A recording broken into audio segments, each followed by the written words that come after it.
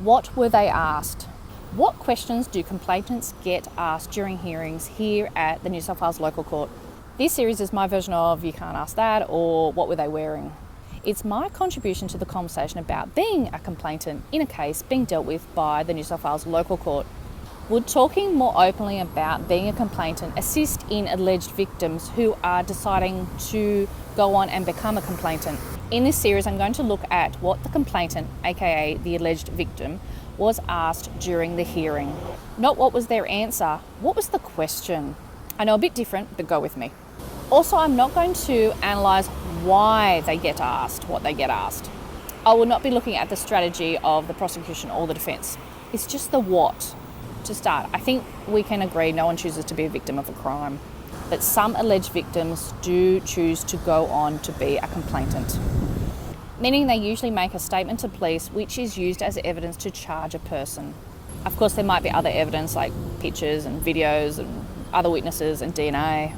So if the defendant decides to plead not guilty, then a hearing will follow, meaning the complainant's statement and any other evidence may be formally submitted to the court and cross-examined. A complainant may find themselves in the witness box being asked questions. I'm not saying the next complainant will be asked the same questions as the previous case, but would knowing what complainants have been asked assist in preparing to be asked questions. I also want to explore what questions the court allows a complainant to be asked. Yes, there are laws relating to questioning. And you guessed it, I also want to talk about court-appointed questioners. Like my other series, everyone gets a fake name to avoid defamation and privacy issues. Just so I'm clear, I will only give a bit of context and not the answers. I acknowledge there are probably 4 or 5 sides to a story.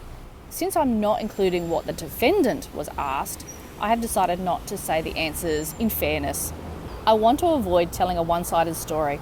I think there's a whole other series that I could do just on defendants.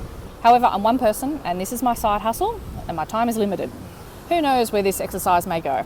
But this series will be all about the questions complainants get asked.